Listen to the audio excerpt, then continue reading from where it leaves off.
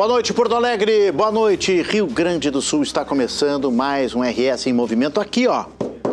Pela Rede RS, o primeiro canal de jornalismo em TV aberta do Grupo Box Brasil. A partir de agora, um resumo das principais notícias desta quarta-feira e antecipando as manchetes dos jornais que você vai ler, ó, amanhã. Vamos ver como é que está o dia lá fora nesse final de tarde de quarta-feira, já início de noite. Hoje tem um pouquinho de, não é sol, né, mas é um brilho do sol lá no horizonte. 14 graus nesse momento, entrada e saída de Porto Alegre, câmera ao vivo da capital gaúcha. Vamos para Esteio, é isso? Esteio na Grande Porto Alegre, Caxias. Essas câmeras de Esteio e Caxias são muito parecidas. Essa é Caxias do Sul, totalmente iluminada, com 9 graus nesse momento, temperatura baixando bastante na Serra Gaúcha, câmera ao vivo aqui na abertura do RS em Movimento. Gramado, seu tradicional, falando em movimento, né? Seu tradicional movimento, lá não tem dia, nós estamos começando a alta temporada de Gramado, né? O pessoal já aproveita para ir até Gramado na Serra Gaúcha, 8 graus nesse momento. A gente vai junto até às 8 da noite, trazendo muito conteúdo para você. Vamos aos destaques da edição desta quarta-feira.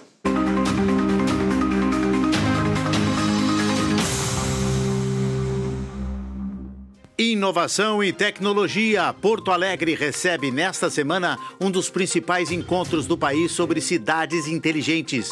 Especialistas e gestores se reúnem para debater soluções em mobilidade e serviços públicos. E também nesta edição você vai conhecer os principais pontos do novo plano diretor da capital, cujas regras vão guiar o crescimento da cidade nos próximos anos. Da altura dos prédios e a habitação popular até a proteção das áreas verdes e os incentivos no centro histórico. Na FenaSul Expo Leite, em Esteio, 2 façanhas gigantes da culinária campeira. Você vai ver aqui no RS em Movimento a maior ambrosia do país e o maior carreteiro de cordeiro do mundo. Vamos falar dos bastidores das receitas que renderam toneladas de comida e foram distribuídas de graça para o público. No futebol, direto da Arena, Rogério Amaral comenta a situação do Grêmio, que enfrenta o Palestino pela Copa Sul-Americana nesta noite. E direto do Estúdio do Tempo, confira as 27 cidades com temperaturas abaixo de zero. Vamos saber também como está o reforço na alimentação dos animais do Zoológico de Gramado. E em Porto Alegre, o número de abrigados na Operação Inverno já chega a 1.600 pessoas. Veja agora no RS em Movimento. Tecnologia, inovação e inteligência artificial já fazem parte da rotina de muitas pessoas e também de muitas cidades. Mas como essas ferramentas podem melhorar na prática a vida da população? Porto Alegre recebe nesta semana um dos principais encontros do país sobre cidades inteligentes, reunindo especialistas, empresas e gestores públicos para discutir soluções para áreas como mobilidade, serviços públicos, desenvolvimento urbano. Para nos contar mais detalhes desse encontro e como essas ferramentas podem facilitar e melhorar também a vida da população, a gente recebe aqui no RS em Movimento Sabrina Xavier, que é diretora de inovação da Prefeitura de Porto Alegre. Diretora, boa noite, seja bem-vinda. Boa noite, muito obrigada pelo convite, um prazer estar aqui com vocês. Obrigado a você pela presença conosco. Bom, antes de falar do evento, obviamente, essa pauta é a pauta do dia, não é nem futuro, né? É presente nosso. Porto Alegre tem que estar dentro dessa linha, né? Dessa linha de pensamento de cidade inteligente. Mas eu vou começar com uma provocação. Porto Alegre já é uma cidade inteligente? Já é, sem dúvida. Porto Alegre tem se destacado muito em vários momentos relativos a uma cidade inteligente. A gente até tem cunhado agora o título de uma cidade mais inteligente, né? Porque transformação digital, IA, LGPD são temas em que a gente não tem mais como fugir, né? Mas o que Porto Alegre tem feito de diferente em relação a isso? Primeiro, Porto Alegre é uma cidade que se destaca muito pela inovação colaborativa.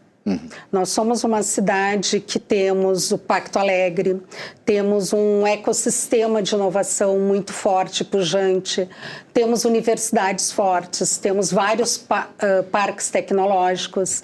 Então, isso já contribui muito para fomentar todo esse ecossistema e todas essas questões ligadas à inovação, ao empreendedorismo, e que vai transformando a vida das pessoas, né? Uma preocupação grande que Porto Alegre tem, que eu acho que também faz com que ela se destaque, é que ela trabalha sempre de forma colaborativa. Amanhã, na nossa reunião, nós vamos ter outras cidades, né? Nós convidamos outras cidades, nós participamos de várias redes. E isso nos ajuda muito e fortalece muito o sistema. Nós participamos da Rede Ciar, da Rede Teia, né? Nós participamos da Grão-Pau, nós criamos agora, ajudamos a criar o Fórum Metro Serra, que é criar um fórum para as cidades da Serra Gaúcha. Nós também fizemos parte do Fórum Inova Cidades. Então, tudo isso ajuda com que a gente venha sempre a discutir essas questões. Então, quando eu digo que a gente trabalha de uma forma colaborativa, é que nós não estamos só olhando para dentro e para a nossa cidade. Nós estamos discutindo com as outras cidades, nós estamos comparando os problemas, né, o que a gente pode fazer e em que a gente pode se ajudar para melhorar todas essas questões. E Porto Alegre, eu acho que tem orgulhos também de centros de excelência, né, em inovação. Um deles é aqui, onde vai ser o evento de vocês amanhã, na Arena CMPC, aqui no Tecnopuc, né? Que eu acho que é um orgulho nosso também de Porto Alegre, né? Sem dúvida, nosso grande parceiro, né? E, acima de tudo, um orgulho para a cidade, né? E para todos os porto-alegrenses. Acho que muito antes de falar, né, nos conceitos de cidade inteligente, obviamente de inteligência artificial, o Tecnopuc já estava aqui sendo pioneiro, né? Sim. É na Arena CMPC, que fica aqui embaixo, né, no térreo. Só para quem não sabe, nós estamos aqui no 15º andar da Box Brasil, aqui na nossa rede RS, 15º andar, há 15 anos, aqui no topo do prédio 99, que é o prédio do Tecnopuc. E amanhã à tarde, a partir da 1h30 até às 6 da tarde, o encontro Connected Smart Cities, né? Que cidades vão estar aqui conectadas juntas nesse evento, além de Porto Alegre? Nós vamos estar com Canoas, nós vamos estar com Gravataí, nós vamos estar com Caxias, né? E essas são cidades que foram convidadas, vão fazer palestras amanhã, né, para todos, mas com certeza, né, a Grão-Pau tem mais de 23 cidades membros, né? E com certeza nós vamos ter outras várias cidades parceiras aqui, Esteio, onde a gente fez uma reunião da Grão-Pau agora semana passada, Novo Hamburgo está sempre conosco também, e eu não sei te precisar exatamente quantas, claro, mas com certeza várias vão alguns estar aqui conosco. Alguns exemplos que a gente queria saber, né? E o que vai acontecer, assim? Vão ter palestras, obviamente, painéis, mas vai ter troca de experiências, uma cidade vai relatar a sua experiência que pode ser replicada numa outra cidade? Sem dúvida. O Momento amanhã não é um evento voltado para palestras, é um evento voltado para que a gente faça discussões, network e, acima de tudo, converse sobre quais os desafios as cidades têm enfrentados. Então, um dos painéis, por exemplo, nós vamos ter o Fórum da Grão-Pau, né, que abriga, como eu disse anteriormente, mais de 23 cidades.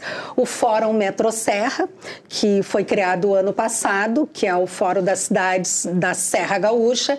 Então, eles vão trazer justamente exemplos práticos do que tem acontecido, quais os maiores desafios que as cidades têm em relação a toda essa questão de se tornar uma cidade mais inteligente, o que a gente precisa, o que a gente pode contribuir, né, uma cidade com a outra para melhorar. Porque, na realidade, assim, a nossa preocupação maior não é apenas trazer tecnologia, né? Isso é muito importante, porque às vezes as pessoas acham que uma cidade inteligente é uma cidade apenas com muitas tecnologias. Mas não, é muito mais do que isso. Porque é uma cidade que pensa a tecnologia para as pessoas, porque a inovação ela é feita por pessoas e para pessoas. Então, para que a gente consiga se tornar uma cidade mais inteligente e essas tecnologias façam sentido, elas têm que melhorar a vida das pessoas. Uma preocupação que Porto Alegre sempre teve, nós somos o Living Lab mais ativo do país. Dá para traduzir? Living Lab? Dá para traduzir, nosso telespectador sem entender dúvida. melhor. O que significa isso? Significa que a gente tornou a cidade um ambiente de testes para novas tecnologias. Então, assim, a gente abriu, existem vários Living Labs, é um modelo que existe, inclusive, em países da Europa, dos Estados Unidos. Mas por que a gente tem esse modelo? Porque a gente usou a cidade como um ambiente de testes. E Porto Alegre tem feito isso com muita propriedade, inclusive nós já fomos premiados em relação ao nosso Living Lab. Ou seja, a gente recebe as empresas e abre o espaço da cidade para que elas possam testar alguma tecnologia. Vamos dar um exemplo assim para que as pessoas possam compreender um pouco melhor. Tem uma startup que nos procurou e tem uma tecnologia que vai melhorar a sincronização dos semáforos. Só que ela quer validar isso num ambiente real. Então, ela procura o gabinete de inovação e a gente vai, então, em conjunto com outras secretarias, né, no caso da mobilidade, no caso da EPTC, quando é uma tecnologia assim, para que a gente possa, então, fazer um projeto e testar essa tecnologia na prática. Né? Agora mesmo, semana passada, a gente teve os eletropostos, né? Para carregamento rápido, que vão ser testados. Esse é um exemplo de uma tecnologia que está sendo testada no Living Lab de Porto Alegre. Perfeito. Né? E nós temos várias tecnologias que já foram e que estão sendo testadas, né? Nós já tivemos a procura de mais de 100 empresas, né? Que nos procuram para fazer testes. Então, isso é uma preocupação que a gente tem, porque a gente tem essa colaboração com as empresas e, ao mesmo tempo, a gente se preocupa, junto com esses testes, a gente vai analisando qual é a reação e a necessidade que a população tem daquela tecnologia. Sim, porque um teste desses, na prática, já tem um contato com a população diretamente, já se começa a recolher o feedback, né? Exatamente. O retorno das pessoas ali imediatamente, né? A aprovação ou a não aprovação da tecnologia. Exatamente. E a população, ela vai nos ajudando a guiar essa tecnologia. Sim. Porque é através dela, porque a tecnologia só vai fazer sentido se beneficiar a população. E não tem nenhum problema em voltar atrás, melhorar, de forma e depois alguma, tentar de novo, né? De forma alguma. Isso é algo que a gente discute muito com as empresas, porque num primeiro momento, às vezes, pode ser um pouco impactante para a empresa, mas não deu certo. Testar inovação é testar muitas vezes, né? É ter essa proximidade com o cidadão e trocando, porque nesses testes o que acontece? A prefeitura vai trazendo o seu conhecimento, o seu know-how naquela tecnologia e vai discutindo isso com a empresa. Então é uma relação de troca e de ganha-ganha nessas tecnologias. Bom, você disse no início, eu lhe perguntei, né, se Porto Alegre era uma cidade inteligente, né? Qual é hoje o ingrediente de uma cidade inteligente? Qual é o manual básico, o protocolo para uma cidade ser considerada inteligente? Se você puder citar outras no Brasil e até fora do Brasil, no mundo, para a gente entender o que é hoje uma cidade inteligente. Bom, a gente precisa ter, né, uma grande preocupação em relação à transformação digital, que é algo que a gente não pode mais voltar atrás. Nós temos várias cidades inteligentes, posso citar aqui mais próxima de nós, Curitiba, Rio de Janeiro, né? E, então, assim, existem alguns parâmetros, alguns critérios, né? Paris, por exemplo, é uma cidade inteligente? Ou o europeu já é um pouco mais conservador em relação à tecnologia, ou essas grandes cidades turísticas às vezes têm um certo receio da tecnologia embaralhar um pouco, sabe? A paisagem, a questão artística. Olha, será que não tem isso? A gente tem grandes diferenças culturais, né? E eu não posso dar um dado real de Paris, porque eu não tenho um dado da prefeitura, mas eu diria... Não, mas a tua percepção. A minha percepção, né, conhecendo a cidade, eu acredito que ela é uma cidade inteligente, né? Ela tem toda a questão, os carros elétricos, por exemplo, estão a Paris há muitos anos, né? Algo muito comum. A questão também das plataformas justamente no centro da cidade, porque a gente sabe que o transporte europeu é diferente, então existe todo um incentivo para que a gente não use carro. Então existe muitas plataformas quando a pessoa precisa ou opta por usar o seu carro, por exemplo, em Paris, em fazer aqueles aplicativos em que a gente pode dividir. Tipo, eu vou para o meu trabalho de carro de manhã, mas o meu carro eu só vou pegar no final da tarde. Então eu utilizo um aplicativo, isso é muito comum lá na Europa, e Paris faz isso, para que eu deixe o meu carro à disposição, por exemplo, para ti. Tu vai precisar de um carro ali durante o dia, tu vai ali e usa, né? Compartilhado, né? Então, isso é um exemplo, né, que eu conheço da cidade e acredito que esse é um movimento que, claro, ele tem diferenças mesmo entre nós aqui, porque cada cidade, isso é uma coisa que a gente discute bastante, cada cidade tem as suas peculiaridades, isso precisa ser respeitado. Seu tamanho, sua cultura, uma coisa é Porto Alegre, outra coisa é uma cidade da Serra, uma coisa é uma cidade do Nordeste, né? Mas importante dizer que os problemas e os avanços também são os mesmos. Então, assim, cada um anda, talvez, num passo diferente, né? Às vezes, alguém pode estar, né? Nós, por exemplo, em termos de transformação digital, né? Tem uma lei federal de governo digital. Porto Alegre foi a primeira cidade do país a regulamentar, através de um decreto, essa lei federal para implementar a transformação digital. Perfeito. Então, isso é um avanço.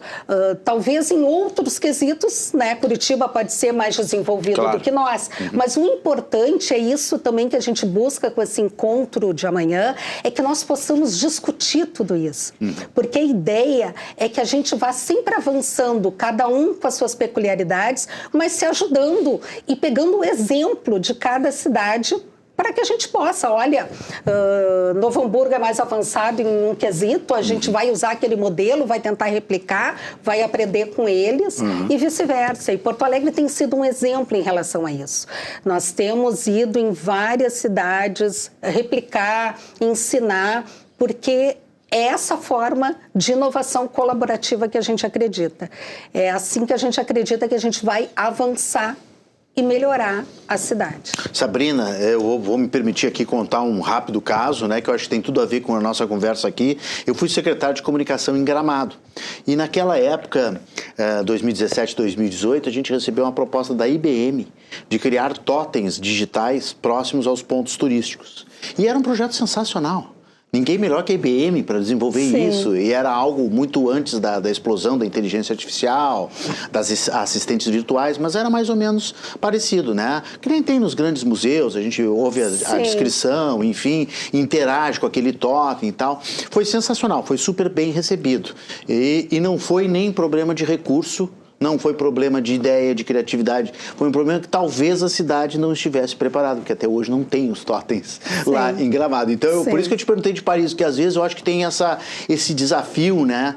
E essa concorrência do artístico, do turístico. Não vamos mexer, não vamos sujar a paisagem. Como é que vai botar um totem digital aí perto das pedras do Arco do Triunfo, que são milenares? Então, né? Porque tem toda uma defesa de patrimônio também, né?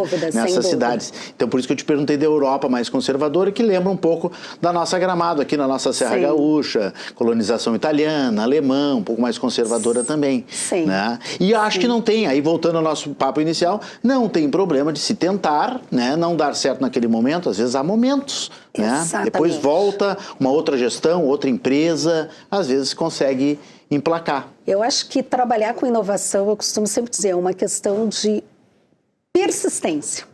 Porque é justamente isso. Muitas vezes, isso acontece conosco lá no Gabinete de Inovação, às vezes da nossa parte e às vezes também da parte das empresas. Nós já recebemos empresas lá que veio nos apresentar uma tecnologia e conversando e trocando, e a gente explicando o ambiente da cidade e a nossa... trocando experiência, a própria empresa já disse, olha, pensando bem, te ouvindo, eu cheguei à conclusão que a minha tecnologia ainda não está tão madura. E a gente sempre diz, não tem problema nenhum, as portas estão sempre abertas. Porque inovação e tecnologia é justamente isso. Talvez aquele momento, né, não fosse tão propício às pessoas que estivessem lá ou não tivessem com tempo, ou não tivessem compreendido, ou realmente tivessem a convicção que aquilo não era o melhor para a cidade. Mas não significa que agora, num outro momento, por isso eu sempre recomendo às empresas, voltem sempre. As portas da Prefeitura de Porto Alegre, do Gabinete de Inovação, estão sempre abertas para ouvir as empresas. Porque é justamente isso, às vezes a própria empresa teve consciência, olha, eu realmente acho que a tecnologia ainda não está pronta, vou aprimorar um pouco mais e vou trazer daqui a um tempo, ou às vezes a gente pode chegar a essa conclusão, nós não estamos maduros ainda, ou nós não temos a capacidade nesse momento de absorver esse teste, mas o importante é a gente fazer a conexão. É a gente está lançar aberto, semente. Exatamente, lançar a semente. Eu me lembro aqui de outro caso, né? Não é necessariamente uma barreira tecnológica, eu acho. Talvez fosse uma questão de momento e a questão até do investimento das empresas. Mas eu lembro que Porto Alegre teve um boom dos patinetes elétricos, né? Com 2 empresas. Sim. E de repente elas desapareceram. Né? Não sei se tinha a ver, não me lembro agora se tinha a ver com legislação também, mas era uma inovação tecnológica, né? Sim. E muita gente ficou órfã, amigos meus que andavam, eu andei naquela época e tal, e muita gente, eu fiquei pensando, será que Porto Alegre nunca mais vai ter patinete? De repente voltam os patinetes, hoje tem 3 empresas, se eu não me engano. Tem 3 empresas servindo a cidade e incorporou. As pessoas vão trabalhar de mochila, gravata, em cima do patinete. É uma coisa impressionante, né? De uma forma às vezes não é o momento. Né? Exatamente. Aí acaba se tentando de novo e aí acaba tendo a ligação para ter. Sabrina, qual é certamente vocês vão discutir isso no evento amanhã. Qual é o próximo passo das cidades inteligentes? Qual é o grande desafio? O que precisa fazer, por exemplo, em Porto Alegre ainda? O que vocês estão discutindo lá no Gabinete de Inovação? Qual seria o grande próximo passo da cidade inteligente Porto Alegre, por exemplo? Bom, são várias frentes que se atacam, né? Uma grande preocupação ligada, por exemplo, à área jurídica é que a gente consiga fazer essas transformações com segurança jurídica. Então, a gente está sempre discutindo essa questão da segurança jurídica, e pensando e analisando, porque o gestor público precisa inovar, mas, ao mesmo tempo, ele está sempre preocupado com a questão da segurança jurídica. A mesma coisa, temos a LGPD para respeitar, Lei mas Geral também de proteção de dados. Mas, ao mesmo tempo, queremos implementar IA, queremos ter dados, precisamos nos preocupar com a questão da gestão de dados, né? Então, assim, toda essa questão da transformação digital é extremamente importante e delicada, né? A gente discute isso em várias frentes. Até porque uma coisa importante que talvez as pessoas não saibam, a questão da transformação digital, ela tem 2 polos, né? Porque a gente faz a transformação digital internamente, ou seja, melhorando os nossos serviços, né? Preparando os nossos funcionários para atingir, né, essa nova era de transformação digital com IA e com uma série de novas tecnologias, e ao mesmo tempo a gente tem a questão de oferecer serviços mais eficientes para a população. Muito bem, então amanhã aqui na Arena CMPC, no Tecnopuc, a partir da 1h30 da tarde, o encontro então das cidades inteligentes, liderado por Porto Alegre, é uma agenda nacional, né? É uma agenda nacional de encontros, e esse é um encontro que vai acontecer aqui em Porto Alegre. Esse é um encontro que vai acontecer em Porto Alegre, ele aconteceu já em outras cidades e depois vai ter um encontro geral que, se não me falha a memória, é setembro em São Paulo. Muito bem, amanhã então desafios e oportunidades para gestores públicos, os cases de Porto Alegre também, né, que alavancam a inovação e a competitividade da cidade, como é que o ecossistema de Porto Alegre vem construindo, né, essa inovação colaborativa que a Sabrina tanto nos falou aqui, tão bem nos falou. Sabrina Xavier, diretora de inovação da Prefeitura de Porto Alegre, está ali ó, na nossa tela, evento, a data que é amanhã, o local, Tecnopuc e o horário para as pessoas ficarem bem informadas. Obrigado, Sabrina, pela entrevista. Agradeço. Sucesso no evento. Muito obrigada. Esperamos todos. As portas do evento não não é um evento só para as cidades, né? É só aberto? para todas as pessoas, é aberto para todas as pessoas que se interessam pelo tema. Não estiver chegando amanhã para a Rede RS aqui no meu horário, eu vou dar uma passadinha ali no térreo do Tecnopuc. Vai ser um grande prazer para nós e mais uma vez obrigada. Obrigado, Sabrina. Boa noite. O governo do estado entregou nesta quarta-feira novas viaturas para a Brigada Militar e para a Polícia Civil. Os veículos vão reforçar o trabalho das forças de segurança em 35 cidades gaúchas. Também foram entregues novas estruturas móveis para apoiar operações policiais e ações em situações de emergência climática. Vamos conferir na tela. O reforço na frota foi apresentado em cerimônia em frente ao Palácio Piratini, em Porto Alegre. Ao todo, foram entregues 47 viaturas para a Brigada Militar e para a Polícia Civil. Os veículos são semiblindados e vão atuar no patrulhamento e em operações de segurança pública em diferentes regiões do estado. O investimento supera 14 milhões de reais e reúne recursos estaduais e federais. O governador Eduardo Leite destacou o investimento em segurança pública e o reforço no efetivo das forças policiais nos últimos anos. Uma rotina já, talvez as pessoas tenham se acostumado ao longo dos últimos anos de observar o Estado fazendo esses investimentos, porque o nosso compromisso com a segurança pública envolve investimentos no efetivo policial, que é o maior em quase 20 anos que o Estado tem. Os instrumentos tecnológicos, né, com as câmeras de vídeo monitoramento que o Estado está implementando agora, é importante lembrar, o Estado não fazia esses investimentos, agora faz, com todo o suporte aos nossos policiais em armamento, nos uniformes, no rádio e também nas viaturas. E as viaturas são sempre semi-blindadas, agora é importante lembrar também da segurança para quem faz segurança. Além das viaturas, o governo apresentou uma nova estrutura móvel de apoio operacional.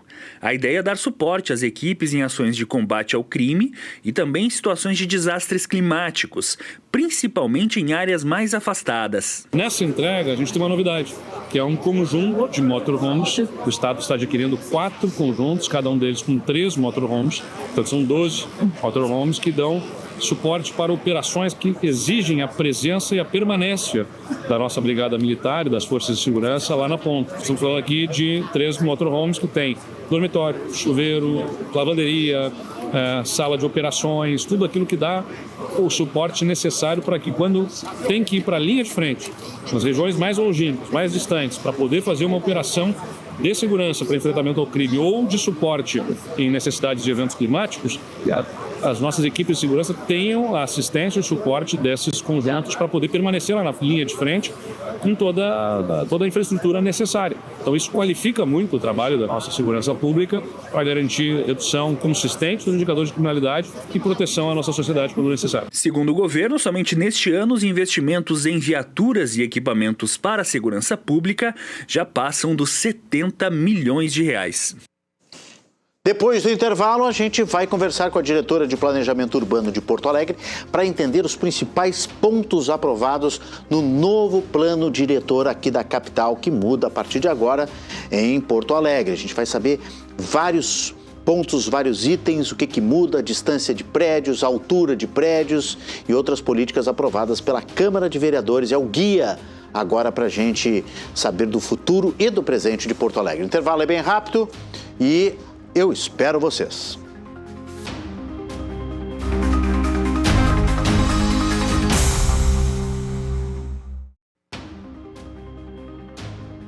Estamos de volta com o RS em Movimento aqui na Rede RS, o primeiro canal de jornalismo em TV aberta do Grupo Vox Brasil. A revisão do plano diretor de Porto Alegre foi aprovada, mas muita gente ainda tem dúvidas sobre o que realmente muda aqui na capital. As novas regras mexem em temas importantes, como a altura de prédios, ocupação dos bairros, a mobilidade urbana e a expansão imobiliária. Para ajudar a entender as mudanças e os reflexos no futuro de Porto Alegre, a gente conversa aqui na Supertela com a Patrícia. Eu vou ter que pedir ajuda para ela, né? Porque esse sobrenome eu vou ter que pedir a pronúncia correta para não errar. Diretora de Planejamento Urbano da Secretaria Municipal do Meio Ambiente e Urbanismo e Sustentabilidade de Porto Alegre. Volta aqui um pouquinho lá o nosso teleprompter só para eu olhar o sobrenome dela. É Chepke. Seria isso, Patrícia? Perfeito. Perfeito. Patrícia Acertei? Chepke. Passei por média, então? Perfeito. E é raro. Quase ninguém acerta. Muito obrigado. Boa noite. Seja bem-vinda à Rede RS. Obrigada. Fico grata por vocês nos receberem. Olha só, o plano diretor é sempre uma questão muito complexa, são vários pontos, então a gente tentou fazer um resumo aqui para você nos ajudar a entender junto com o telespectador e explicar para o nosso telespectador os principais pontos. Então a gente vai de imediato para as telas, pode ser? Nós temos telas explicativas aqui e a Patrícia nos ajuda nesse sentido. Pô, vamos lá? Os 5 pilares do plano diretor. São 5 eixos, né, que o plano diretor compreende, que é a questão do clima, a questão do próprio Guaíba, a mobilidade, moradia e dados. Essa visão geral, ela tá boa aqui, Patrícia, para a gente começar a conversar? É isso? Você quer comentar alguma coisa? Sim, essa é uma questão bem importante da característica desse novo plano diretor, que a gente passou a ser um plano diretor estratégico. Então, a gente tem 5 objetivos facilmente mensuráveis, onde a gente tem como meta, então, daqui a 10 anos, poder identificar se esses objetivos foram atingidos ou não. Ao invés de simplesmente regular a altura de edificações, a questão do uso do solo, o plano ele é mais estratégico. Muito bem, vamos voltar para lá. Tem uma específica voltado para o Guaíba, Patrícia. Potencializar o uso da orla e qualificar espaços públicos. Eu posso comentar um pouquinho dos 5 objetivos, né? Começando pelo Guaíba. Por favor. A questão da potencializar o uso da orla e a qualificar a relação com Guaíba, inicialmente era o nosso grande objetivo. Por quê? Porque as pessoas, elas vivem nos espaços públicos. Então, e não especialmente no espaço privado, é onde a relação entre as pessoas acontecem. Para uma cidade ser atrativa, para uma cidade, vamos dizer, ser competitiva, ela precisa investir nos espaços públicos. O poder público, enfim, para gerar qualidade para a cidade, ele precisa garantir que os espaços públicos possam ser, como é que posso dizer, possam ser qualificados e a gente possa medir isso ao longo do tempo. E o nosso Guaíba, claro, é o nosso potencial, enfim, o nosso grande potencial, né? A grande diferenciação da nossa cidade. Aí depois nós temos outros 4 objetivos, o primeiro deles, que é a questão das mudanças climáticas, né? Nós passamos por um processo importante, né? Que, enfim, teve um impacto muito grande. Esse objetivo ele já constava, já estava previsto lá nos nossos estudos, mas, enfim, ele acabou se tornando o objetivo número 1. Então, vinculado a ele, a gente tem uma série de estratégias buscando fazer com que a cidade, então, fique cada vez mais adaptada a essas mudanças climáticas. No caso do clima, Patrícia, tem ali o objetivo de zerar emissões, é isso? Emissões de carbono? Sim, zerar emissões. Então, existe toda uma estratégia específica. A gente tem relacionado o nosso plano de ação climática, que vincula um monte de ações que ao serem desenvolvidas, elas contribuem, então, para zerar as emissões de gases de efeito estufa, considerando esse padrão estabelecido. Perfeito. Vamos para o terceiro eixo lá, mobilidade, reduzir o tempo de deslocamento diário. Esse é um grande desafio que eu tenho certeza que o Porto Alegrense vai adorar muito se a gente conseguir atingir esse objetivo. A redução do tempo de deslocamento, ele não envolve somente a questão do sistema viário, né?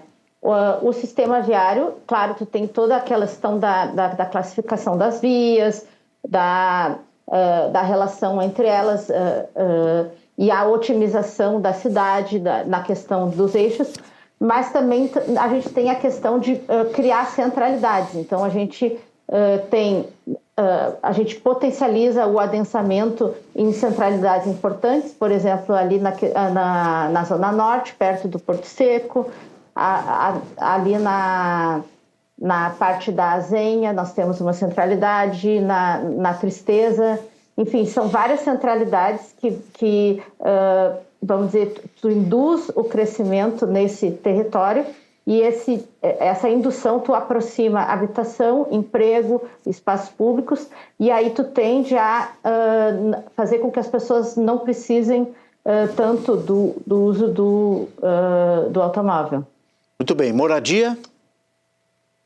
Na questão da moradia, a gente tem criação de incentivos para a produção de habitação de interesse social, aí nas áreas mais centrais, mais providas de infraestrutura, e também nas áreas que têm carências, né? Existe a questão da moradia e o acesso à cidade. Então, a gente não encara moradia por si só, mas o complemento nessas áreas desprovidas de serviços públicos, emprego, acesso ao transporte público, etc. E aí o último... Planejamento urbano baseado em dados e economia. Isso. Então, a gente acredita que o planejamento urbano ele deve reconhecer as transformações naturais da cidade ao longo do tempo. Então, a gente não deve impor aquilo que é pensado na mesa de um técnico, né? Mas ele deve reconhecer aquilo que a cidade se comporta. Então, onde se desenvolve um determinado comércio, uma determinada atividade econômica que a gente vê que ela está despontando. Então, a gente tem que atuar no planejamento de forma a valorizar essas dinâmicas que vão acontecendo de forma, enfim, automática pela própria população, né? Então, seria mais olhando de forma estratégica e dando um impulso para esse desenvolvimento da sociedade. Perfeito. Vamos passar a próxima tela para a gente vencer o tempo aqui, para a Patrícia nos explicar esses pontos. Bom, é um ponto polêmico, sempre dá discussão, na Câmara também teve, essa questão da altura dos prédios. 130 metros ficou definido limite máximo para os arranha-céus históricos, no Centro Histórico, no 4º Distrito, Bairro Cristal e também Praia de Belas. É isso? Sim, existem alguns lugares da cidade, né, específicos, né, que a gente tem os projetos que já foram desenvolvidos ali no Centro Histórico e 4º Distrito, que inclusive no 4º Distrito tinha uma previsão de sem limite de altura, né. A gente entendeu que a gente acredita que nessas áreas, na verdade, não precisaria de um limite. Mas como, vamos dizer, as pessoas precisam de um número, se estabeleceu um número que a gente viu que comercialmente, vamos dizer, se adapta. Só que esses valores, eles acontecem especificamente nesses eixos que tem uma disponibilidade de infraestrutura, tem um acesso ao transporte adequado.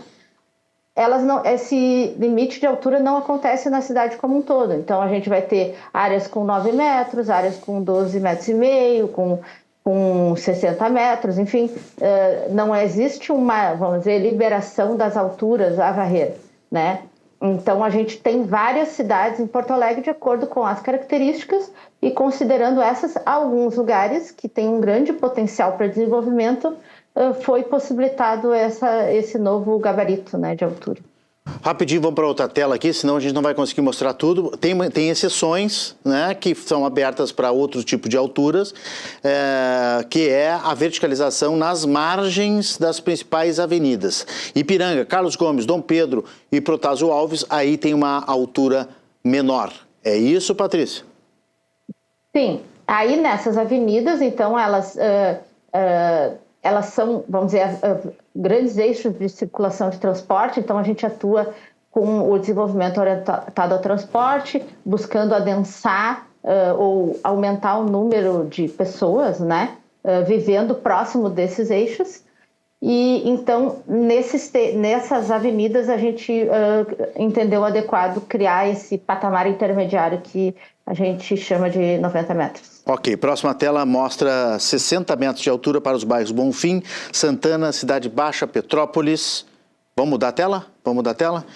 Petrópolis, Montserrat, Auxiliadora, Passo da Areia e Vila Ipiranga. Vamos seguir, porque senão a gente não vai conseguir vencer todas as telas aqui. Tem a questão da distância entre os prédios. Antes era de 18% a 25% em relação à altura do prédio, agora vai ser fixado em 18% para todos. Prédios mais altos, construídos mais próximos uns dos outros. É isso, Patrícia? Sim, essa altura de 60 metros, ela está prevista para a área mais central, que a gente chama, que originalmente seria a macrozona 1. Então, na área mais consolidada da cidade, a gente consolidou o equivalente ao 52 metros que tínhamos hoje e que com os incentivos a gente já conseguia chegar a esse parâmetro. Então, a gente definiu esse padrão. No caso dos 18%, é um padrão que se aplica em todas as cidades. E a gente viu que esse recuo ao maior de 25%, ele induzia que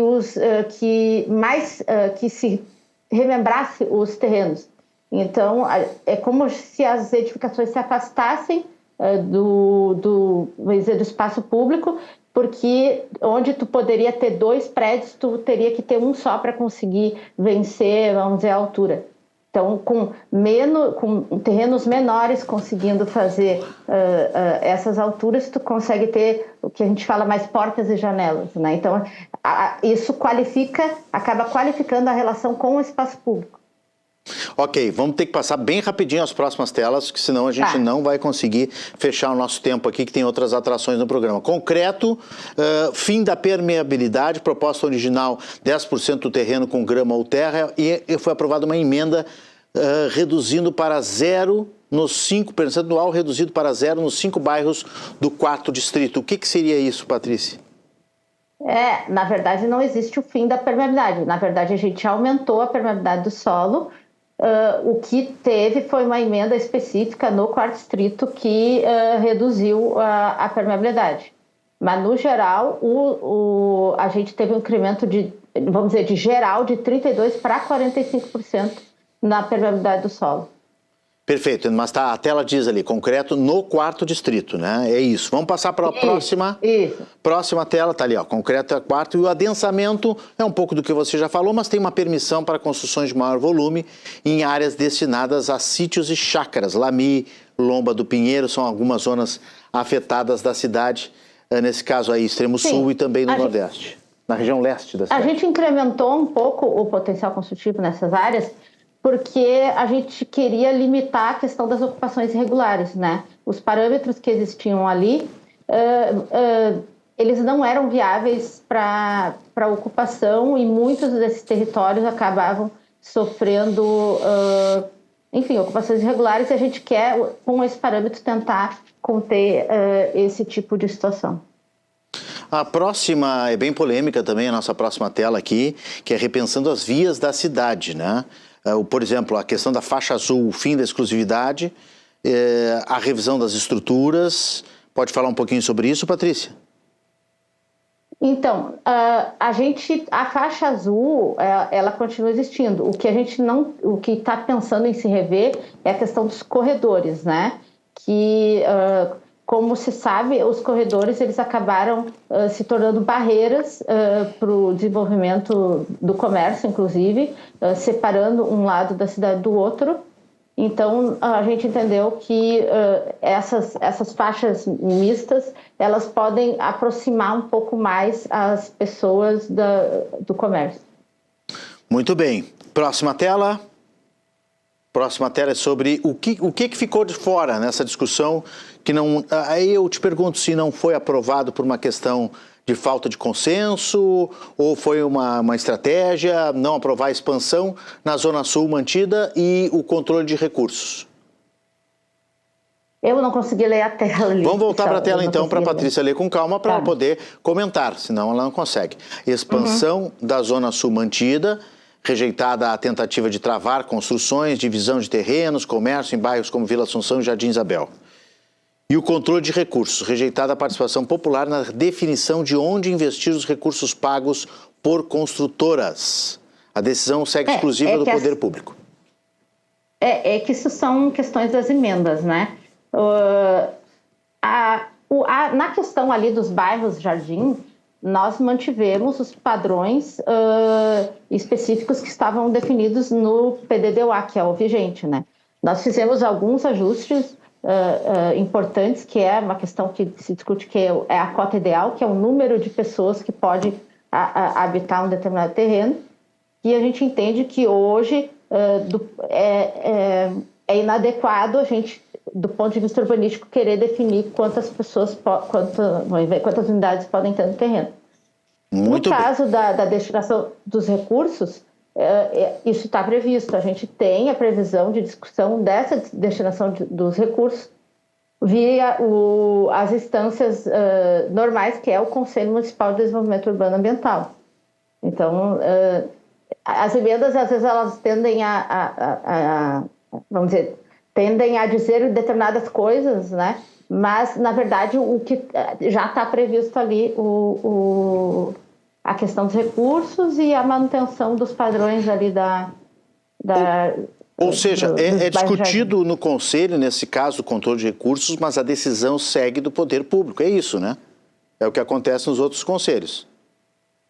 É que os processos que normalmente tem essa previsão de recursos, o processo já vai instruído com o que vai acontecer, o que vai ocorrer, nas mitigações, compensações, etc. Perfeito. Tela final, só para resumir então, as regiões, as alturas, o recuo obrigatório e a permeabilidade, que ficou em 0 ali nos centros financeiros do 4º distrito. É isso, né? Basicamente é um resumo do que a gente tratou aqui. Patrícia, um comentário de 1 minuto para a gente encerrar, mais alguma coisa que a gente não tenha falado, alguma coisa que tu queiras chamar a atenção?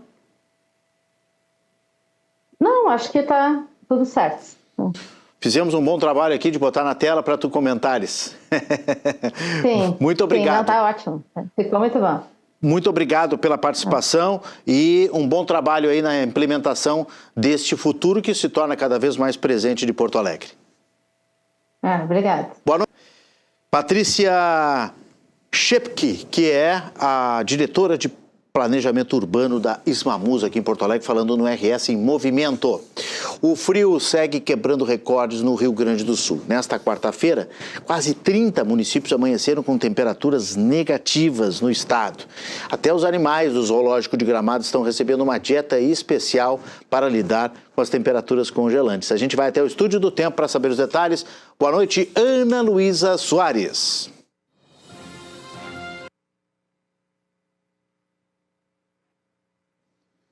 Deu um probleminha aí no nosso contato com o Estúdio do Tempo, né? Deu uma congelada, é frio. São 27 cidades com temperaturas abaixo de 0. O pessoal está rindo aqui no estúdio, mas é isso. Aí chegou a congelar o Estúdio do Tempo, né? Em Porto Alegre não, Rio Grande do Sul, são 27 hoje, mas já é o 13º, 14º dia com temperaturas no ano, em 2026, já abaixo de 0. E que não são só de maio. Claro, tem umas 10, como a Ana falou ontem, tem umas 10 que foram em maio. Mas outras 4 aconteceram em abril. Espero que tenha sido abril, né? Porque não me lembro de março tão frio, nem janeiro, nem fevereiro, né? Vamos lá agora sim em contato com a Ana Luísa Soares.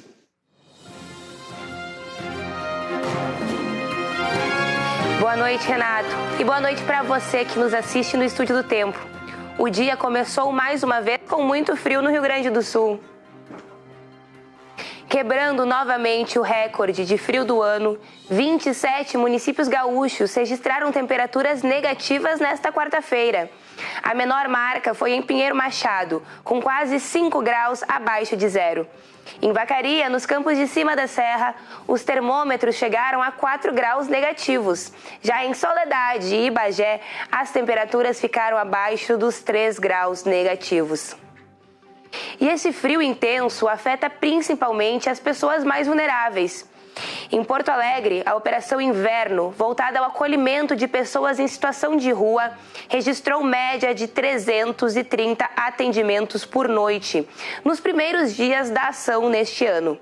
Entre os dias 15 e 20 de maio, foram mais de 1.600 acolhimentos em abrigos emergenciais e albergues municipais. E com as temperaturas baixas, os animais também precisam de cuidado especial. No zoológico de Gramado, na Serra Gaúcha, araras, papagaios, macacos e outras espécies receberam reforço na alimentação para ajudar a manter a temperatura corporal durante esses dias mais gelados. Entre os alimentos oferecidos estão polenta e pinhão, escolhidos justamente por serem mais calóricos e adequados para esta época do ano. Além da alimentação, os animais também participam de atividades para estimular a movimentação e reduzir os efeitos do frio. Muito fofinhos esses animais, né?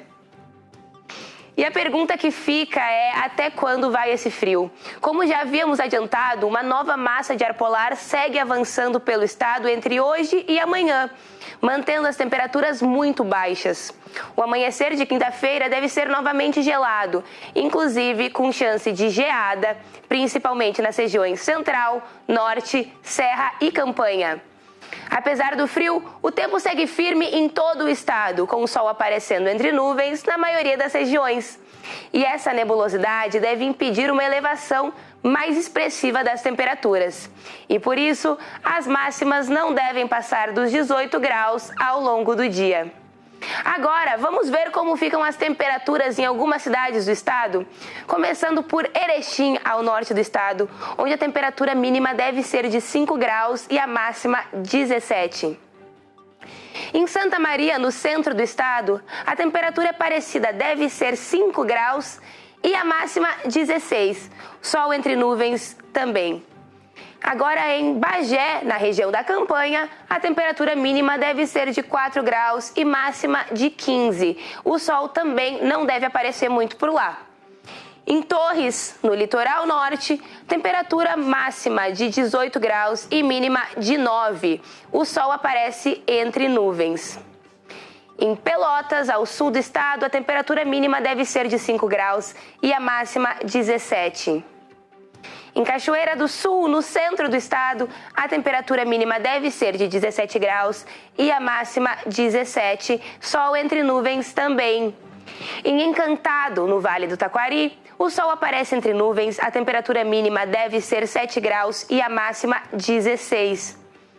Voltando lá para a Serra, em Canela, a temperatura mínima deve ser de 5 graus com máxima de 14, o sol aparece entre nuvens. Em Encruzilhada do Sul, no Vale do Rio Pardo, a temperatura mínima deve ser de 5 graus, com máxima de 17. Em Porto Alegre, a capital dos gaúchos, a temperatura mínima deve ser 7 graus e a máxima 17. O sol aparece entre nuvens. Por hoje é só, Renato. Amanhã eu volto com mais previsão do tempo. Boa noite. Boa noite, Ana Luísa Soares. Recorde atrás de recorde. O chefe Edi Dagre virou um dos grandes destaques da FenaSul Expo Leite em Esteio, evento que a gente falou semana passada, projetou antes do evento começar no Parque de Exposições Assis Brasil em Esteio, né? E agora a gente está trazendo um balanço aqui porque foi um desafio gastronômico e astronômico também, porque foram muito grandes, que chamaram a atenção do país inteiro. Entre as marcas alcançadas estão, atenção, o maior hambúrguer do Brasil, a maior linguiça do mundo, a maior pizza linear do país, o maior carreteiro de cordeiro e a maior ambrosia. Tudo isso, toneladas de ingredientes, tecnologia, trabalho em equipe, distribuição gratuita desses alimentos todos ao público. A gente vai falar aqui com o chefe Edi sobre isso, sobre esses recordes que estão dando água na boca. Chefe Edi, tricampeão mundial de churrasco, também conhecido como caçador de recordes. Boa noite, seja bem-vindo. Boa noite, Renato. Boa noite aqui a todo o RS Movimento. Sim, fizemos história e deixamos a história aqui no Rio Grande do Sul. Foram 5 recordes memoráveis aí, monumentais, né? Mais de 35 mil porções distribuídas de forma gratuita com nossos recordes, o que nos colocou aí mais uma vez no topo da gastronomia mundial.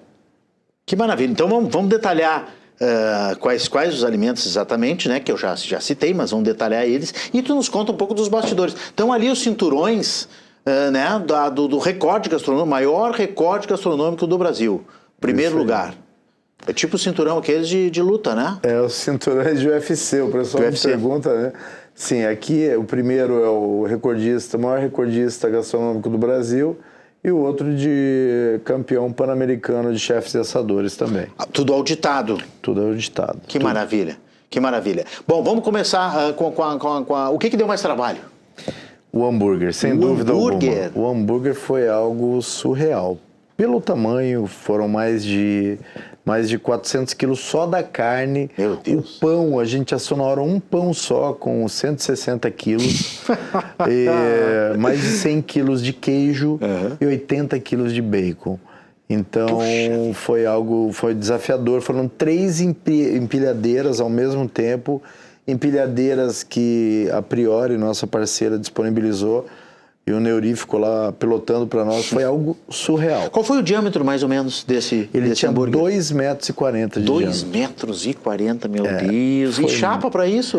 A gente fez, aí a Global Aço produziu para nós todas as ferramental em aço e conseguimos desenvolver ali uma ferramenta para cada tipo. Era pizza, a Global foi lá e fez as formas. Certo. Era o hambúrguer, nós desenvolvemos junto, agradecer aqui aos engenheiros da Global Aço, que fizeram para nós toda a chapa. Era uma chapa e um infernilho. Então era fogo embaixo e fogo em cima, porque a carne era muito alta para assar os dois lados. Senão ficaria crua aí em cima, né? Isso.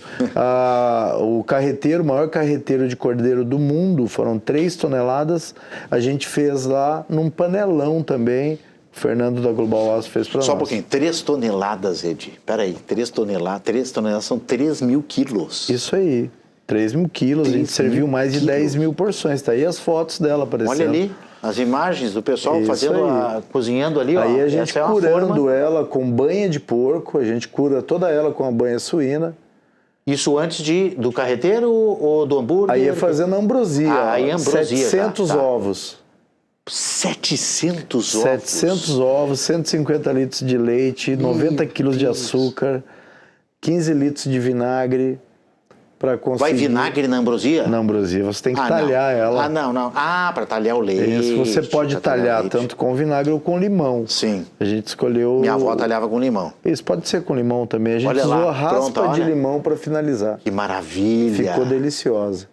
Ficou muito boa, eu adoro ambrosia. Aí o carreteiro de... Não sobrou nem um pouquinho para nós aqui foi na Rede tudo. RS. O carreteiro... Vocês distribuíram tudo para o público? Tudo de forma gratuita. E o interessante, né, Renato, que todo o produto produzido aqui, como era o primeiro ano da Fenovinos dentro da Expo Leite da FenaSul, o presidente da Arco, que é a Associação dos Criadores, né, de Ovinos, participou e disse: a gente quer um recorde aqui de vocês com ovino. Então nós utilizamos todos os produtos aqui do nosso estado, criados aqui. Que maravilha, que maravilha. E como é que foi Bom, agora já me perdi um pouco. A pizza, qual foi o sabor da pizza? A pizza eu coloquei no meu Instagram para que escolhessem o sabor. Aí eles me dificultaram a vida, escolheram 3 sabores. Ela foi 25 metros de margarita, 25 metros de calabresa e depois os 19 metros finais, 22 metros finais, a gente fez de bacon. Puxa vida, 3 sabores só para complicar a vida do Ed. E ela foi redonda ou ela foi quadrada? Não, foi a maior pizza linear. Linear. Ela pegou de quadra a quadra. De estilo uruguaia. Isso, 72 metros. Deu 9 mil fatias. 72 metros? 9 mil fatias. Meu Deus. Foi 400 quilos só de queijo. Cara, 72 metros, só pra gente ter uma noção, às vezes não cabe dentro de uma casa, de um apartamento, não tem? Não cabe. Se colocar, não tem 72 metros linear, corredor assim, não dá. Pra te entender, 72 metros linear é quase um campo de futebol. É verdade. Então você imagina ele de ponta a ponta. O Fernando Lopes, nosso diretor de imagens, fascinado por futebol, pesquisa aí quanto é que é um campo de futebol oficial. Ele dá um pouquinho mais do campo de futebol, mas ter uma ideia. É uma quadra. Fora a fora. É uma quadra inteira. Mas é impressionante, imagina, meu Deus do céu.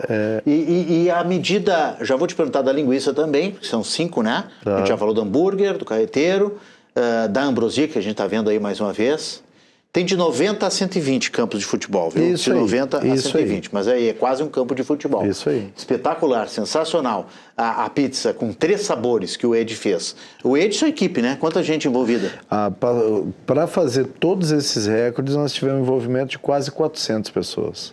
Vocês começaram lá no início da feira, na quarta-feira? Quarta-feira, na verdade, a gente iniciou uma semana antes. Uma semana, claro, preparativos. Que eu montei um forno para pizza, foram 5 mil tijolos para fazer o forno da pizza. Então a gente iniciou bem antes, mas começamos na quarta, foi um recorde por dia, da quarta ao domingo, 5 dias. E aí, ao longo da feira, vocês foram cozinhando e distribuindo. Isso, sempre era almoço. À medida que ia ficando pronto, já... Almoço ou janta, né? Isso a gente ia divulgando no Instagram, com todos os seguidores, a própria mídia cobriu tudo isso, então foi algo muito grandioso. Perfeito. Faltou a linguiça. Como é que criaram essa linguiça? A linguiça a gente fez com um produto aqui do nosso estado também, do frigorífico Borrússia, ali de Osório, e foram 220 metros de linguiça. Foram embutindo na hora? Embutindo, 220 metros de linguiça. Foi gigante, algo gigantesco. Nós servimos quase 5.000 choripãs. Foi servido no choripã. Pô, que maravilha, hein? Foi bem com a Borrússia, que para mim é top. É a melhor, para mim não é melhor. tenho dúvida. Hoje no estado é um produto diferenciado, altíssima qualidade. Eu só tenho que agradecer a todos esses parceiros que acreditaram no nosso trabalho, bem como a carne também daqui do estado, do frigorífico Santa Fé. Foi algo diferenciado. Saudar aqui a nossa Associação Gaúcha de Churrasqueiros e Chefes, que foi quem nos ajudou em tudo isso, porque junto com tudo isso acontecia o Ibero-Americano de Chefes e Assadores, onde eu trouxe 15 países competindo em 2 estilos. Lá dentro da Feira Sul? Lá dentro do nosso evento. No estilo contemporâneo, que é o pit smoker, o defumado, e também no estilo ancestral, que é no fogo de chão nosso, na brasa. Então, vamos explicar melhor isso aí, porque tá dando fome no pessoal em casa, né? Hora da janta, né? Como é que é o churrasco smoke, né? Na fumaça? O contemporâneo hoje é o defumado, que é no pit smoker. O que é pit smoker? O pit smoker é aquela ferramenta que você coloca ele dentro de uma peça de ferro e ele fica ali defumando. Como se fosse uma torradeira gigante, assim? É um pit smoker que a gente chama. Bota a carne lá dentro e deixa ela defumar. E fica defumando. Lembra daquela churrasqueira Robocop que a gente falava? Sim. É mais ou menos aquilo, tá? Só com defletores diferentes, né? Então esse é o churrasco. O carvão fica por baixo? Por baixo. Lá embaixo a fumaça vai defumando e o calor interno ali você vai dosando. E já o churrasco ancestral é o churrasco gaúcho, aqui o nosso churrasco tradicional, no fogo de chão, com a brasa, com a lenha. Então foram 2 estilos. O primeiro dia foi costelão, que era a costela de 8 ossos, janelão, era a costela, o frango e o pescado. E no segundo dia foi o brisket, que é a ponta de peito defumada, e o pulled pork, que é a sobrepaleta também defumada. E lembrando que todas as equipes e chefes tinham que me entregar junto um acompanhamento e um molho, que eu dava para eles uma caixa surpresa, que eles não sabiam os condimentos que tinha lá dentro. Eles tinham que produzir com aquela caixa. Tinha que se virar com aquela caixa, os ingredientes que tinham legal. Ali. Isso aí. Dá um exemplo, por exemplo. Qual o condimento que se fazia a partir de uma caixa, por exemplo? Te dizer, por exemplo... O que é melhor para... Já dá uma dica. O que é melhor para acompanhar o churrasco? Um acompanhamento que entregaram. Por exemplo, sempre se fazia um chimichurri, um vinagrete, uma salsa crioula, algum molho ali da parte de salsa, né, de molhos. E na parte de acompanhamentos, e tivemos também uma etapa do carreteiro gaúcho, onde os 15 países fizeram, e por incrível que pareça, os países que foram muito bem. Portugal foi muito bem, ficou em segundo lugar no carreteiro. Em segundo ficou, em primeiro no carreteiro ficou, se não me engano, Peru. Olha só. E em terceiro lugar, Brasil. E depois, no geral, o Brasil ganhou no contemporâneo e a Argentina ganhou no ancestral. Uma curiosidade, aproveitando, já que tu falasse aí nesses 2 tipos de fazer churrasco, né? Que tem o tradicional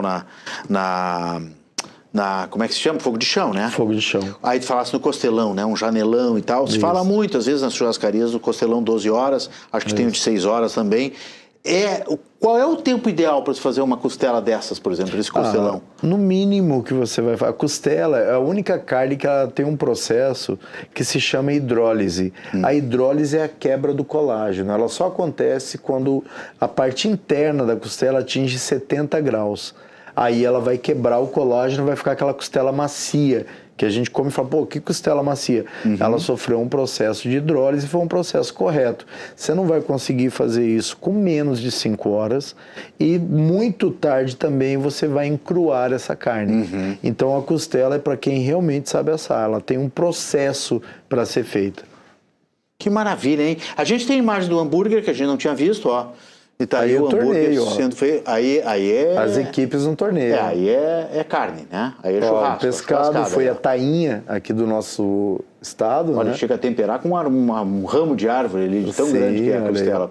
Tem peixe. Olha o pulled pork. Olha aí. Essa é a sobrepaleta suína. Os argentinos ali bem aí as premiações, participando, os uruguaios, né? Eu acho também, né? Isso. E o Portugal, Uruguai, Chile, Colômbia Peru, ali, eu acho também. Colômbia. Que aí legal. o pessoal do Mato Grosso do Sul. Malvinas, olha. Aí a gente montando. Aí o hambúrguer. O hambúrguer, que era algo gigantesco. Olha aí, tia.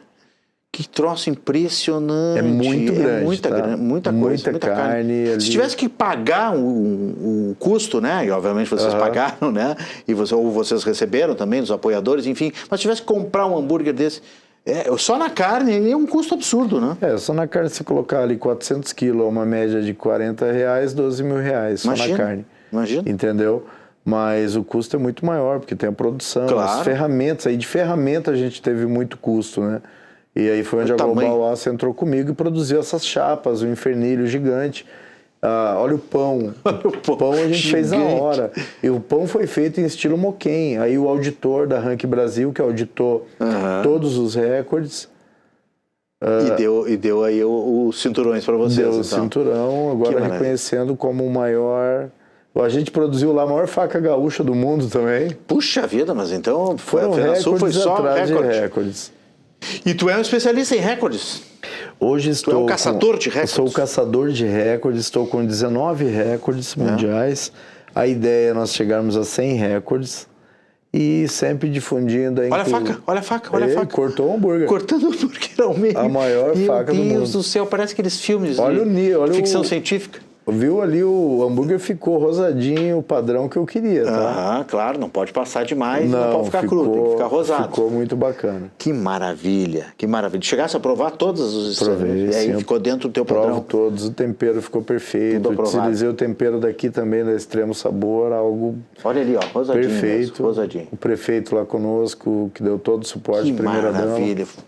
Que fome, né, essa hora, sensacional. Foi muita gente, tá? Foi um evento... Como é que foi a recepção do público? As pessoas passavam ali... Nossa, fantástico. Chamava atenção pela curiosidade, pelo tamanho das coisas. Todos paravam, né? E a gente divulgou muito isso, então todo mundo queria ir lá ver a produção, queria ajudar. E o bacana era isso, a gente chamava todo mundo... Que legal. Dava ali os ensinamentos básicos de boas práticas ali, né? E todo mundo utilizou conosco, pôde participar um pouco do que foi... Então, esses recordes, e já estamos com os recordes para o ano que vem. Eu agora, semana que vem, estou em Uruguaiana, faço 180 anos de Uruguaiana, e lá eu vou fazer um evento trinacional, que vai ser Brasil, Uruguai e Argentina.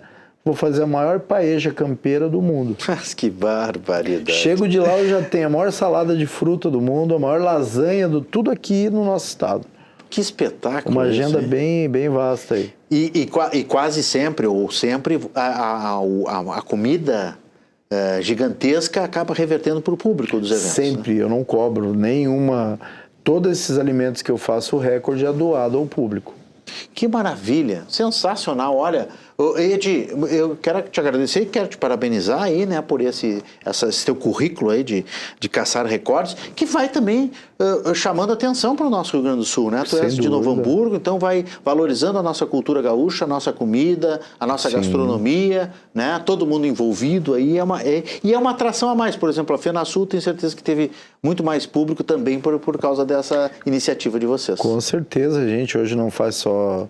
Agora eu já tenho recordes fora do Brasil, recordes também fora do nosso estado, mas o foco é difundir a nossa cultura, a nossa gastronomia gaúcha aqui, levar isso pro mundo todo. Então, quem quiser me seguir, posso passar meu Instagram claro, aqui. Por favor. RS_Brasa e Prosa e Caçador de Recordes. Os dois Instagrams vocês vão me achar. E lá eu passo todas as receitas, o passo a passo. RS_Brasa e Prosa. E também o Caçador de Recordes. O Caçador de Recordes. Ok. Muito bem, vamos seguir o Edi. E quero agradecer a presença aqui, Edi. Sucesso para vocês. Eu que agradeço. E novos desafios pela frente, novos recordes. À disposição sempre aqui do RS Movimento, do teu, Renato, e toda a equipe de vocês. Parabéns aí pelo espaço fantástico. Muito bom. Brigadão. Grande abraço. Edi Dagre, misturei, que é chefe gastronômico, especialista em recordes, caçador de recordes, aqui conosco no RS em Movimento. Juliana Brizola foi a terceira candidata a participar do Tá na Mesa Eleições, promovido pela Federação nesta quarta-feira. O evento que busca ouvir as propostas dos candidatos ao governo do Rio Grande do Sul. Confira agora na reportagem na tela. Juliana Brizola elegeu-se vereadora da capital em 2008 e deputada estadual em 2010, cargo que ocupou por mais 2 legislaturas. No encontro com lideranças empresariais gaúchas, destacou o que será prioridade em seu governo, caso seja eleita: os problemas da saúde e da segurança pública, com foco no combate ao feminicídio. A maior dor do gaúcho e da gaúcha hoje é a questão da saúde, ou a falta da saúde. Os gaúchos têm medo de ficar doentes, né? Porque existe uma fila estratosférica, aquelas doenças que eram curáveis se tornando crônicas, gente perdendo a vida por não conseguir fazer um exame, por não conseguir fazer uma cirurgia. E isso é um grande desafio, né? Já aqui na candidatura a prefeita de Porto Alegre já enfrentamos esse desafio e para o Estado não é diferente. Mas a gente também enxerga, né, um grande desafio, eu por ser mulher, inclusive, encaro isso como uma grande prioridade, que é a questão dos feminicídios aqui no nosso Estado, né, que vem crescendo. Praticamente todos os dias a gente recebe uma notícia dessas e nesse ponto eu inclusive eu não quero falar como vítima, né? Porque como vítima eu vou lá na rua e eu vou comungar daquilo tudo que as mulheres estão falando, que é o quê? Parem de nos matar. Eu não.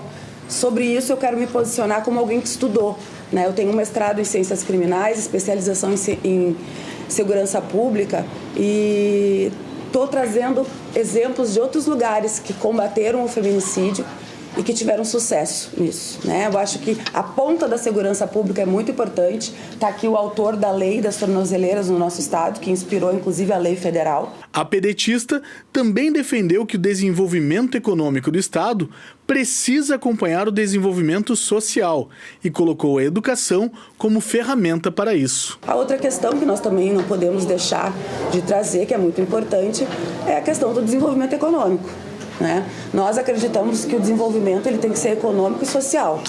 E para esse desenvolvimento efetivamente acontecer, a gente tem que olhar para a educação, né? A educação de qualidade. E a gente sabe que os nossos índices também aqui no estado são muito ruins há bastante tempo.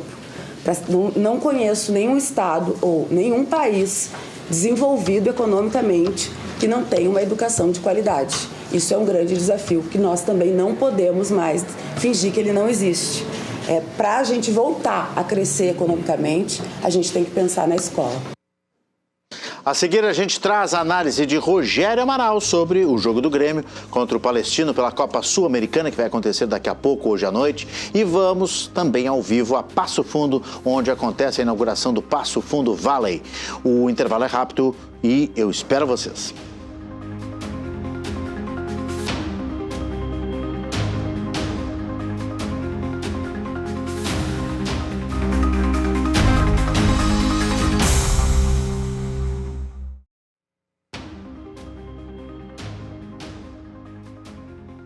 Estamos de volta com o RS em Movimento e eu já estou aqui na bancada com Irineu Guarnier Filho, apresentador do Ponto de Conexão todos os dias, 9 horas da noite. Boa noite, Irineu, seja bem-vindo. Boa noite, Renato. Tudo bem? Tudo. Qual é o assunto do nosso Ponto de Conexão de hoje? Hoje vamos falar sobre o Maio Amarelo, Renato, o mês da conscientização sobre os acidentes de trânsito. Nós temos aí um crescimento muito grande, as estatísticas estão mostrando um aumento muito grande no número de acidentes de trânsito, principalmente entre motociclistas.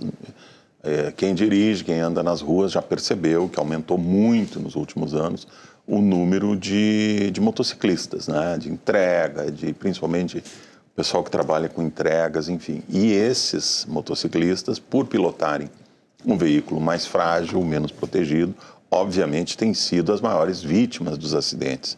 Então, hoje a gente vai falar um pouco sobre isso, com alguns especialistas no assunto, para saber o que está acontecendo e o que pode ser feito também para se se oferecer maior segurança, principalmente para esse público mais vulnerável, os ciclistas. Eu acho que o motociclista, começando por ele, hein, eu sei que você vai falar dos ciclistas também, mas o motociclista sempre foi o mais vulnerável, acho que no trânsito pesado, né?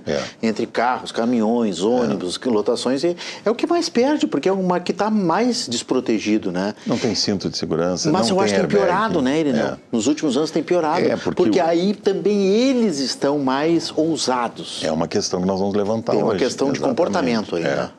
Porque há também uma pressão muito grande sobre esses profissionais para que façam mais entregas em menor tempo possível. Né? Mas aí tem um convidado teu que vai negar isso. Ele vai trazer um dado diferente. Nós já vamos ver em seguida até os teus convidados. Eu acho que ele vai refutar isso aí. Segunda-feira nós trouxemos aqui um representante do Sindimoto, do sindicato dos motociclistas que fazem entregas, e ele trouxe dados assim bem preocupantes em relação a isso, a pressão que esses profissionais sofrem para fazer entregas no menor prazo possível, né? Então há também esse fator a ser considerado. E outro, claro, né, Renato, o óbvio é que o número de motocicletas no trânsito aumentou enormemente. Também. Porque a motocicleta ela ficou mais barata, não é que tenha ficado mais barata, mas ficou mais um meio de possível de ser comprada, né?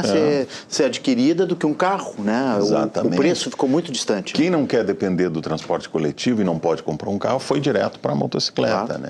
Claro. Só que a motocicleta tem esses riscos todos, oferece esses riscos, e muitos também são jovens, muito jovens, não tem muita ainda experiência, começaram a pilotar. Muitos não têm carteira, né? A carteira de habilitação, a CNH, estão pilotando.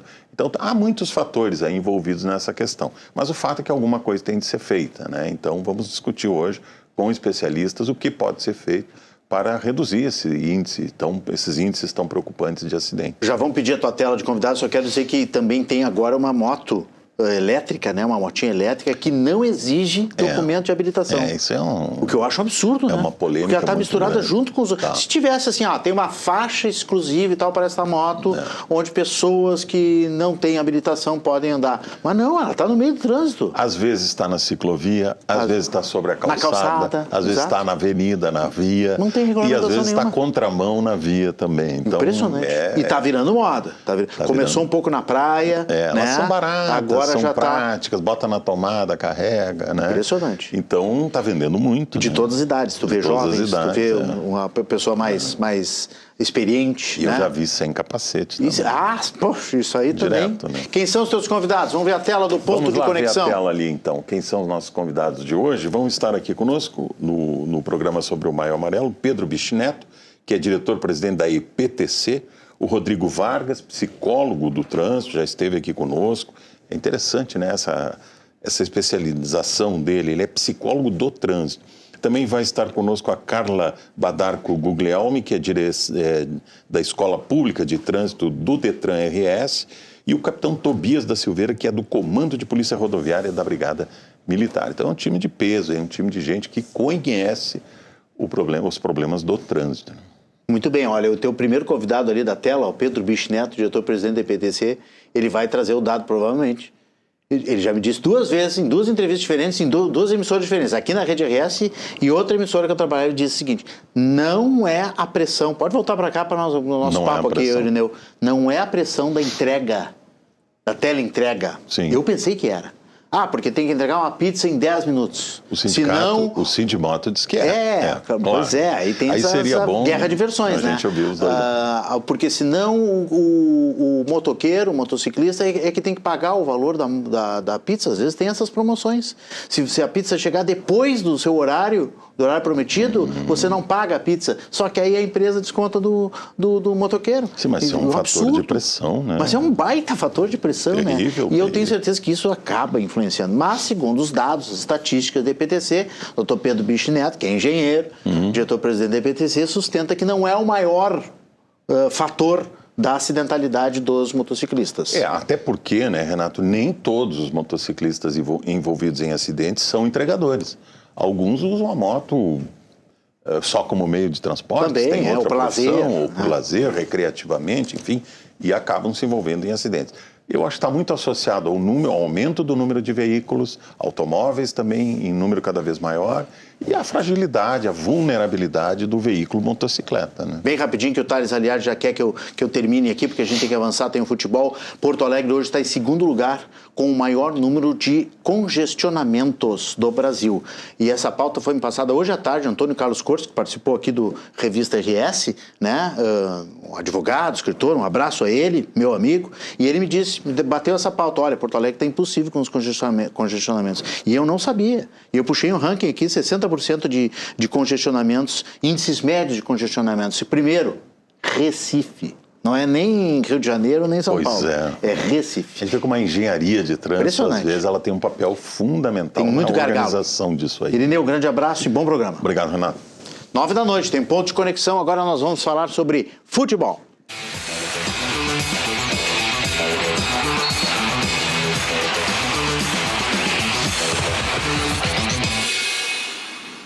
Hoje é dia de jogo do Grêmio pela Sul-Americana. Daqui a pouco o Tricolor entra em campo precisando vencer. Vamos conferir com Giovanni de Oliveira na tela. Às 9 da noite, o Grêmio entra em campo para enfrentar o Palestino pela Copa Sul-Americana. Ontem, o Montevidéu City Torque venceu o Deportivo Riestra e chegou a 12 pontos. Com 7, o Tricolor precisa de uma vitória hoje para chegar à última rodada em condições de tomar a liderança dos uruguaios na arena. A primeira colocação no grupo é importante, pois garante vaga direta nas oitavas de final. Caso termine a fase de grupos em segundo, o Tricolor precisará disputar um play-off contra um dos terceiros colocados na Copa Libertadores da América. Muito bem, o Rogério Amaral já está na arena do Grêmio e analisa a situação do Tricolor na Copa Sul-Americana. Boa noite, Rogério. Muito boa noite, Renato Martins. Uma saudação muito especial para a nossa audiência da Rede RS, que está ligada aqui no RS em Movimento. Estou aqui na arena, onde daqui a pouco mais, a partir das 9 horas da noite, o Grêmio enfrenta pela Copa Sul-Americana a equipe chilena do Palestino. E é um jogo em que não tem negociação para o Grêmio.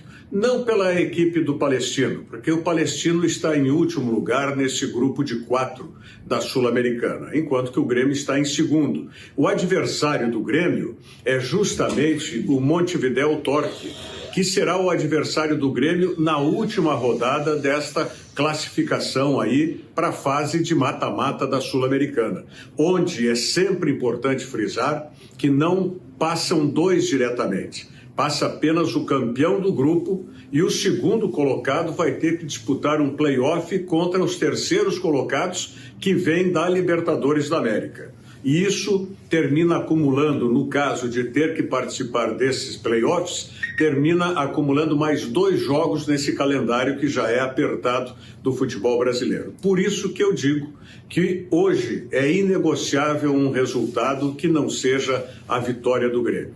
Primeiro porque o Grêmio com 7 pontos nesta classificação, o Grêmio precisa dos 3 pontos da vitória para chegar a 10 e então, na última rodada, diante do Montevidéu Torque, aqui mesmo na Arena, também fazer uma vitória e chegar a 13 pontos, superando aí a equipe do Montevidéu, que está com 12 pontos e só tem este jogo diante do Grêmio para cumprir aí nesta fase. Por isso que o Grêmio precisa, antes de mais nada, ter essa conscientização e eu acredito que o Grêmio está realmente conscientizado. Muito se fala de que o Grêmio dê prioridade para o Campeonato Brasileiro, para chegar numa Libertadores da América o ano que vem, através da classificação no Brasileiro. Mas eu acredito que enquanto o Grêmio tiver possibilidades, primeiro de classificação e depois na fase de mata-mata, de ir avançando na Copa Sul-Americana, o Grêmio não vai desprezar essa competição. E depois de ter vencido fora de casa o Deportivo Riestra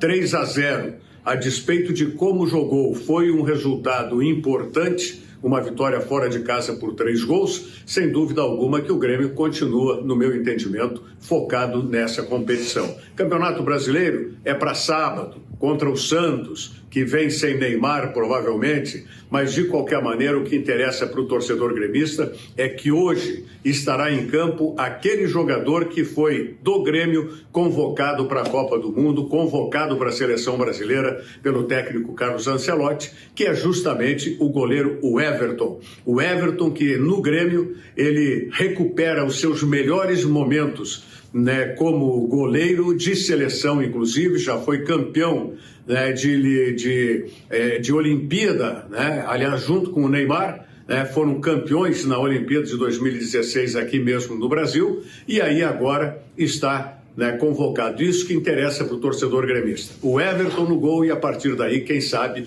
uma vitória para o Grêmio chegar depois na última rodada por suas próprias forças, podendo ser o campeão do grupo e continuar na Copa Sul-Americana. É isso. Um abraço, Renato. Um abraço, Rogério Amaral, que amanhã volta com a análise do jogo, começa às 9 horas da noite. Amanhã também você vai acompanhar tudo sobre a inauguração do Passo Fundo Vale, que está acontecendo nesse momento lá. Em razão do nosso tempo aqui no programa, a gente vai contar todos os detalhes amanhã, na edição desta quinta-feira. O RS em Movimento fica por aqui. E eu desejo saúde, sorte, saúde e sucesso. Não vai errar, Renato. Não vai errar o teu próprio slogan. Sorte, saúde e sucesso. Espero vocês amanhã, 6h30 da noite, aqui na tela da Rede RS. Muito obrigado pela audiência e uma ótima noite de quarta-feira para você.